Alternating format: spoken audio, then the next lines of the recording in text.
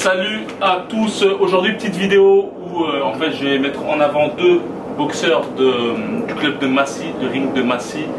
Yves, présentez-vous. Moi c'est Yves Taha, je suis du ring de Massy depuis l'année 2011. Moi c'est Anderson Presto, je suis du ring de Massy depuis 2010. Enfin, j'avais déjà commencé un peu en amateur et je suis passé professionnel en 2010 ici. Avant de commencer, je voulais dire que le but aussi de cette vidéo, c'est que ces deux boxeurs qui ont été amateurs et professionnels vous disent en fait la différence entre ce que est la boxe professionnelle et amateur. Donc à la fin de la vidéo, ils vous diront, il y a plusieurs questions que vous vous posez par rapport à la boxe professionnelle et amateur. Et à la fin de cette vidéo, en fait, ils vous donneront leur avis sur des multiples questions que vous avez l'habitude de vous poser.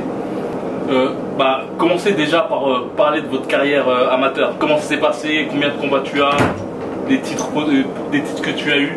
Ma carrière amateur, c'était simple, j'ai fait 20 combats amateurs, dont 15, j'ai fait 13 victoires et 6 défaites et je crois 2 matchs.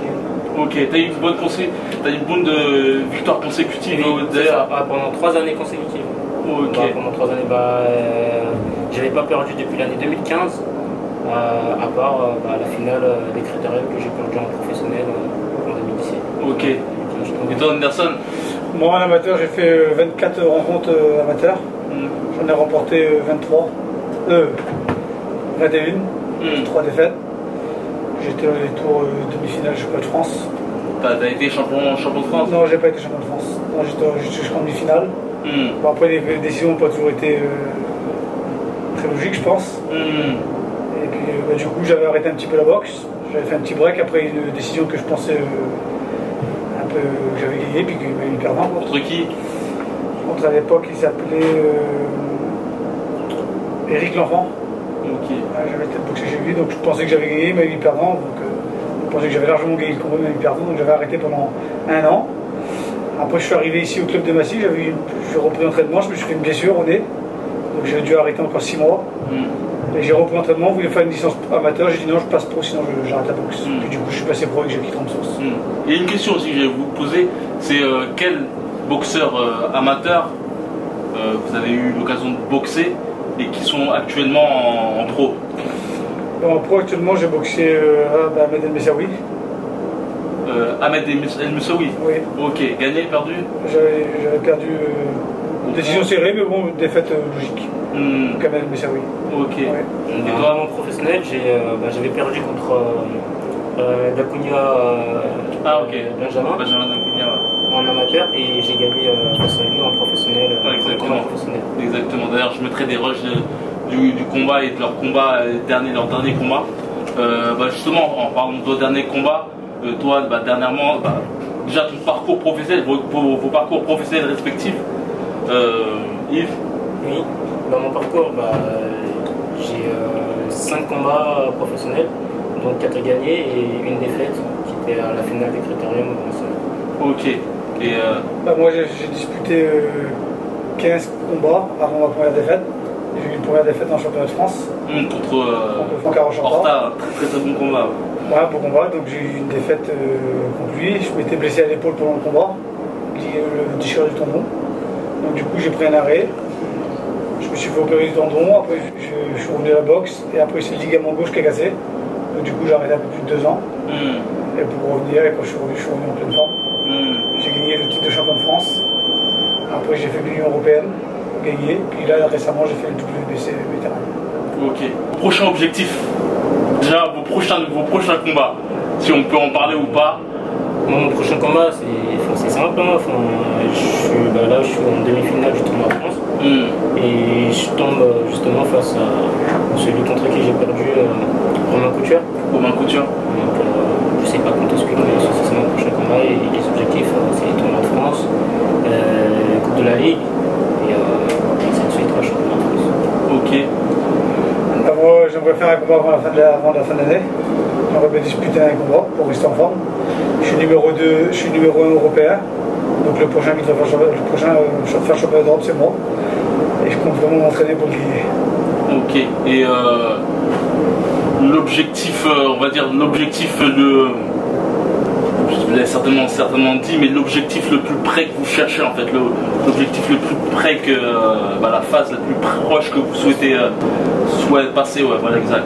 Professionnel, déjà, moi en tout cas, vu que je viens de débuter professionnel, ma phase, je viens de débuter professionnel, donc le but c'est de gagner déjà le tournoi de France, ensuite Coupe de la Ligue et championnat de France. Ok, d'accord. Moi c'est d'avoir d'être champion d'Europe, quoi. Donc toi c'est champion. Je suis champion d'Europe, et après je suis comme tous les boxeurs, à mon avis, je vise le monde. Hein. Exact. Pour parler de la différence entre boxe amateur et boxe professionnelle, quelle est la différence la plus nette que vous voyez dans les deux aspects de la boxe? Moi je pense que j'avais plus une boxe professionnelle qu'une boxe amateur. J'étais un peu plus professionnel, je cherchais plus à faire mal. Ça c'est plus par rapport au style. Voilà, j'avais plus un style, jusqu'à amateur c'est un peu plus style, c'est vitesse quoi, tout ça. J'étais plus frappeur que. Je dis pas que je suis un gros frappeur, mais j'étais plus frappeur que styliste quoi. Moi justement j'ai dû changer ma boxe parce qu'en amateur ma boxe elle était plus aérienne, entre guillemets styliste. Donc je n'étais pas frappeur, je voulais juste m'amuser sur le ring en fait. Pour moi c'était bouger, toucher sans me faire toucher. Et là en passant en pro, j'ai vu que ça n'avait rien à voir. En professionnel en fait la boxe c'est plus posé, plus à mi-distance en fait. Mi-distance corps à corps. Et ça change complètement. Il y a une grande différence. Il y a des personnes qui disent qu'il y a beaucoup de questions comme ça, de personnes qui disent ouais, j'ai 18 ans, est-ce que c'est trop tard pour commencer la boxe? Qu'est-ce que vous pensez sur des questions de... Après il n'y a même pas que 18 ans, il y en a qui se posent des questions sur... Ils ont 16 ans, ils ont 25 ans, et ils disent est-ce que c'est trop tard pour commencer la boxe? Après, je dis ça dans n'importe quel défi de... Ouais. Moi sincèrement je pense qu'il n'y a pas d'âge, il y en a ils ont des dons naturels, tu peux arriver à 18 ans puis d'entrée t'es un gars exceptionnel. Si tu as des qualités tout de suite de la boxe, voilà. Si tu fait vous boxer, voilà. Moi c'est simple, il n'y a pas d'âge pour faire la boxe comme il a dit. Moi j'ai commencé la boxe à l'âge de 17 ans. 17 ans, 18 ans, j'ai fait 2 ans de foot qui n'avait rien à voir avec la boxe. Et je suis arrivé en boxe anglaise à l'âge de 18 ans. T'as commencé à quel âge là? Moi j'ai commencé de bonne heure, j'avais 9 ans. Ah ok, ouais. Et comment dire, par rapport à votre alimentation, à le fait de perdre du poids, vous êtes en quelle catégorie en amateur et en pro, vous êtes en quelle catégorie? Moi en première année d'amateur j'ai boxé à 52. Ah ok, ouais. Ça c'était en cadet 1, après j'ai boxé à 60, 64, 69. Après j'ai fait tous mes premiers combats pro à 69. Puis là je suis passé en premier 72 500. Toi t'as eu un grand changement au niveau de catégorie ou c'est toujours stable? Non, j'ai pas un grand changement. En amateur j'ai commencé en 60 kg je dirais. 60 kg, ensuite après ma deuxième année amateur j'ai dû passer en 64 kg. Et là en professionnel je boxe super léger, tout le super léger, 63 kg. Ok. Une question comme ça, c'est qui les numéros 1 dans votre catégorie respective? Au championnat d'Europe en termes... en France plutôt. En France, comme numéro 1, je pense que c'est moi. Après, voilà, il y a des bons boxeurs en France, il y a des gars comme Mendab, il y a plein de bons boxeurs en France dans ma catégorie, il y a Karim Achoua. Après, voilà, moi je me vois numéro 1, je peux me voir comme un bon queue. C'est toi qui as été champion de France actuellement? J'ai été champion de France, j'ai été champion de l'Union européenne. Et là j'espère devenir champion d'Europe. Ok. Toi actuellement il y a Amga. Bassine Amga. Ouais, c'est ça, Bassine Amga, c'est ça. Ok, d'accord. Amga qui est numéro 1, qui a gagné 4 fois les championnats de France ou 5 fois je crois. Ok. Et après il a dû lâcher la ceinture, il était en Europe, il était champion d'Europe, mais numéro 1 pour moi en tout cas c'est lui. Ok. Et le petit conseil que vous pourrez donner aux personnes qui sont un amateur, qui veulent devenir pro. Beaucoup de personnes ici se posent la question comment devenir professionnel, comment devenir boxeur professionnel. Si on veut devenir professionnel, à mon avis, il faut tout changer, quoi. Il faut devenir beaucoup plus sérieux, c'est autre chose, ça n'a plus rien à voir. Hein. On passe de 3 rounds, on va passer à 4, après c'est 6, ça va vite, quoi. L'entraînement c'est plus le même, il n'y a plus rien qui est pareil. Qu'est-ce qui change par rapport à l'entraînement? Il y a un système de 2 entraînements par jour, c'est ça, non? Ou c'est faussé cette idée? Comme moi quand je fais une préparation, je m'entraîne 2 fois par jour. En gros c'est ça, c'est la solidité, il faut dire. sérieux en fait, c'est juste ça. Ok. Parce que c'est le travail. Ok. Et quand vous dites deux entraînements par jour, c'est quoi? Un footing et après salle, ça se passe comment en fait? Bah, moi, en fait, moi je fais comme ça. Moi, si je fais de la piste, je fais pas entraînement après le soir. Mais souvent je fais musculation le matin puis après entraînement le soir. Donc, je fais musculation le matin, entraînement le soir. Et les jours de piste, je fais pas entraînement où je fais des trucs vraiment légers. Bah, moi c'est footing le matin et après le soir entraînement. Footing le matin, le soir comme il a dit, soit je fais du vélo ou du fractionné sur le tapis et le soir entraînement léger. Ok. Et d'ailleurs vos entraîneurs respectifs, même si vous êtes au sein du même club, avec qui vous vous préparez? Bah, mon entraîneur respectif, mes deux entraîneurs, il y a le préparateur physique déjà, c'est Simon, et mon entraîneur c'est Gary. Ok. Et puis moi je m'entraîne avec Jackie Tromsos. Et un ami à moi qui a des années qui m'entraîne préparation physique, c'est Omar. Et ouais, on va parler aussi, justement, on va parler le fait des défaites ou autres, dans le sens où on sait que la boxe, c'est un sport très dur et qu'il y a aussi le côté beaucoup être invaincu pour pouvoir monter plus rapidement des échelons, en sachant que vous deux vous avez eu des défaites respectives. Comment ça se passe en sachant qu'on sait tout ça? Comment ça se passe après une défaite? Comment on fait pour remonter mentalement? Moi personnellement, j'ai su pourquoi j'ai perdu. Du coup, ça m'a beaucoup servi. Parce que justement, j'étais en sous-entraînement. Donc, du coup, ça n'a pas été difficile pour remonter sur le ring. Parce que j'avais envie de cette revanche-là. Et je m'en voulais à moi-même en fait d'avoir perdu parce que c'était de ma faute en fait. Parce que j'ai pas respecté mes entraînements, j'ai pris un mois de vacances sans m'entraîner. Donc voilà, après, quand on sait pourquoi on a perdu, et quand on sait que c'est pas de la triche, il n'y a pas eu de triche et qu'il n'y a pas eu de vol ni autre, on revient tout de suite, soi-même.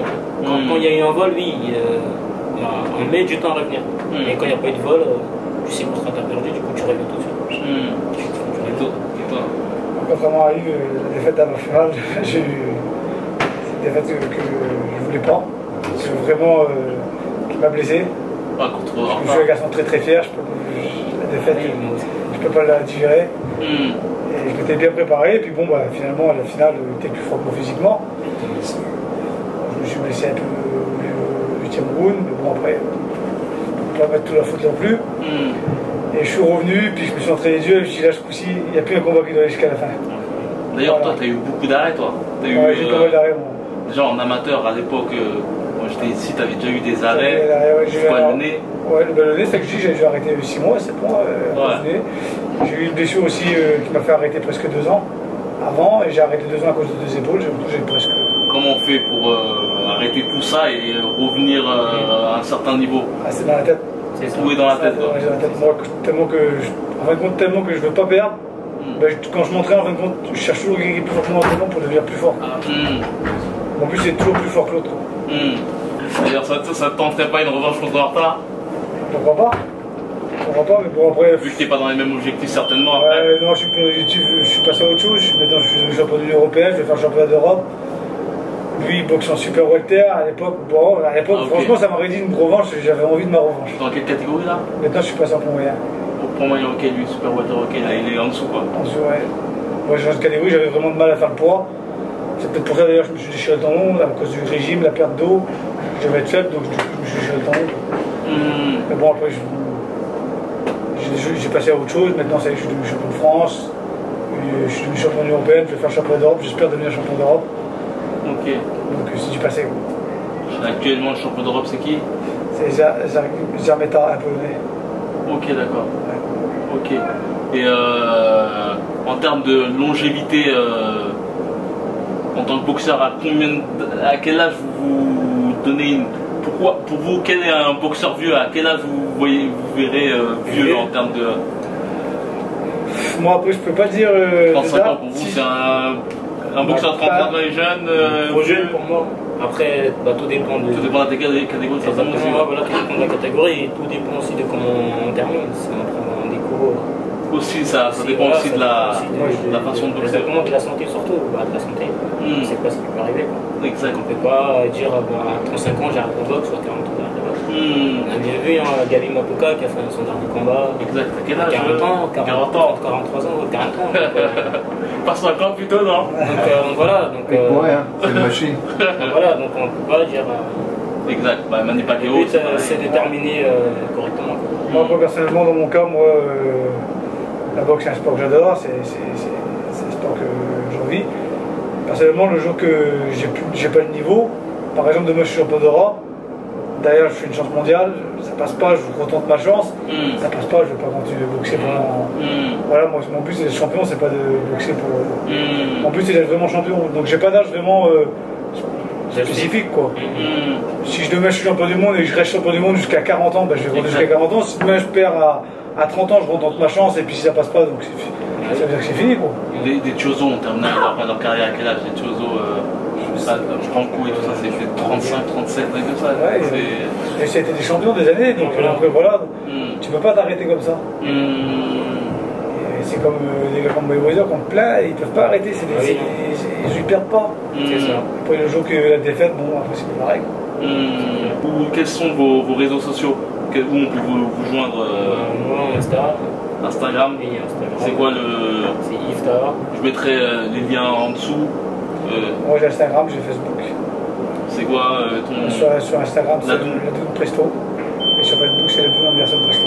Ok. Donc voilà, une petite vidéo pour vous présenter ces boxeurs, pour aussi pour qu'ils. J'espère qu'ils vont nous donner des petits conseils au sujet de la boxe pro amateur, pour savoir à peu près comment ça se passe, comment ça se déroule. Donc voilà. N'hésitez pas à les suivre dans leurs réseaux respectifs et voilà, comme d'habitude, que la boxe soit avec vous. Merci beaucoup. Merci beaucoup.